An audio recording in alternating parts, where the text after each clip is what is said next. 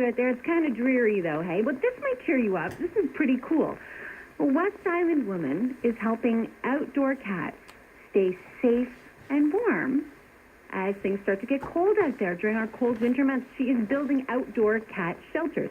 So it's called Home for Meow, which I personally love. I'm not a cat person. I want to just admit it. I like cats and all. I'm allergic to them, but I still love when people do good things to help animals. Samantha Havel is doing just that.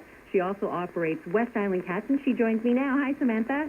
Hi, Natasha. So how did this idea come about? Why did you decide to start building outdoor shelters for cats? Well, as West Island Cats started to get bigger, you start to get more involved in the community, and you start to realize how much people do for rescues and how little is actually provided to them by anybody. Even if the supporters are there, it's so hard to help. We all have our own expenses. So I figured that anything I could do to help them would be great. And in my first year of doing this, I only built 2, and I gave them to a friend. And he said, "This is awesome. I'm going to tell the rescue that I work with." And he put them on his balcony, and they got used that winter, so that was awesome. That's cool. And then year 2, I finally had a couple of girls being assistant cat sitters with me, and so Michelle helped me build the second set. There was 10, and they went they went like hotcakes. Wow. And then this past year, with my team of girls and my husband, who's always behind me, we managed to build 65 shelters. Whoa, 65. So is the need that high? That I was going to ask you, how did you discover that this need existed?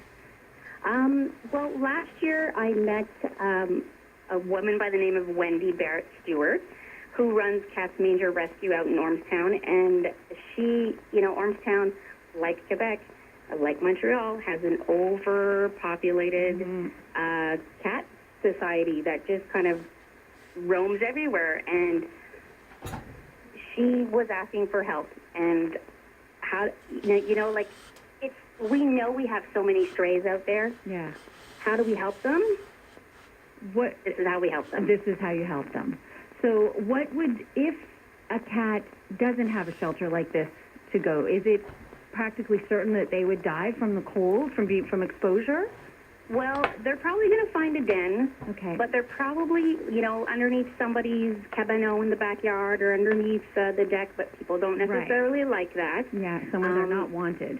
They're not wanted, and, that cat might, instead of having an 8 or 9 year lifespan for an outdoor cat, may have a 3 or 4 year lifespan for an outdoor cat, because they're spending such a cold winter. It's so hard on them. Yeah, I bet. So, these shelters, they don't have to work on finding a den and all that. They can work on finding food and all that. And very likely, somebody who has one of these shelters is also feeding them, too.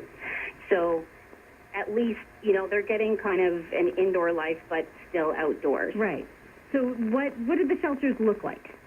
They're a generic Rubbermaid type bin. The 57 liters one, something you would use to store all your books at home. And we've taken one of those, we've lined the bottom, the top, and all 4 sides with R5 styrofoam, so it's nice and toasty. We've cut a hole out one of the sides so the cat can get in and out. Okay. We've taped up all the cracks so that no air gets in, and we've lined the bottom with straw, so that they have like a nice little bedding to get comfortable in. And that's it. We made our first batch this year in brightly colored ones, and it just so happened the brightly colored ones weren't available on the second round, so the second ones were navy blue, but that's it. They blend into the backyard or they stick out, but they've got a beautiful little cat drawn on the front as the Home for Meow, and it just reminds you of what you're doing and what you're trying to do, that little... You're trying to help. You're trying to give a cat a better life. And how much do they cost approximately for you to build? Well, we probably sell them for below cost. Yeah. They probably cost about $12 to $14 to make, depending on how cheap we can get the materials, whether they're on sale or not. And we ask for a minimum $10 donation that we donate to Cat's Manger Rescue out in Ormstown. So you know, maybe we're losing some money, but big deal. We're That's right. helping the cats and we're helping a shelter at the same time. So, you know, it's a win-win, really. It is a win-win, and because we're dealing with stray cats. The stray cats are feral cats. Does that mean that this animal bylaw, where cats that are outside are supposed to be on leashes, it doesn't really have an impact on the shelters? Are the shelters kind of not a loophole, but a way around that? I suppose it kind of is like a loophole. The bylaw doesn't really touch. I mean, the bylaw says they don't like cats being outdoor without a leash and no tags. Well, you know, we've had an overpopulation of cats for years now, and that law wasn't in effect 10 years ago when the overpopulation, let's say, quote unquote, started. But I think that bylaw is it discourages people to let their animals outside, which, you know, I can understand because a cat is actually much safer inside. And it encourages people to microchip their cats, which I also agree with. So, I mean, the bylaw is safe in some regards, and I think they just threw a bunch of cat stuff in there and other animal stuff in there so that it wouldn't be pinpointed only to pit bulls. Right, but, yeah. That's my opinion. Yeah, to make it apply to everybody, just to animal owners in general. Yeah, well, it's a bit much, isn't it? Exactly. So let me ask you about, because beyond this, you do other good things for cats. You also operate a cat sitting service that goes way beyond just going and feeding a cat and changing the litter. Like, you really get involved. Yes. We tailor our business very much so that it's very personal. You know, we get to know the owners, we get to know the cats, we get to know the family. And then, you know, we're kind of referred to as like Auntie Sam will be visiting, you know, Cotton Ball next Wednesday. Like, we make it really cute, and we become friends with a lot of our customers too. It's a business, yes, but Well, because cat lovers, like, I feel like it's like a gang. You know, like, I feel like no, it is. It's kind of like a club, honestly, because I have a lot of friends that are cat lovers, and because I'm not a cat, it's not that I'm not a cat lover, it's just I'm allergic, so I can't share the love in the same way, and I feel like you guys have your thing going on, and you're really into it, and I can't be part of it.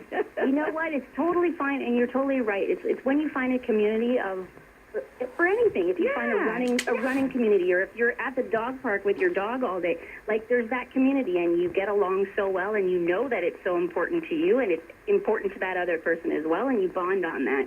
Totally. So, yeah, so our service is very much based on the trust and the bond that you make with the client, and of course the bond that you make with their little fur babies. Well, clearly you really, really love cats, and I think it's great. You've built 65, you said, homes for Meow now. Yeah, Great. yeah, and they went like hotcakes. No joke. We sold out in 12 hours.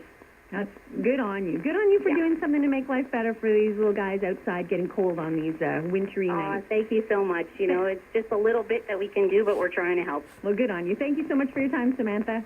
Thank you, Natasha. That's Samantha Hall, Home for Meow.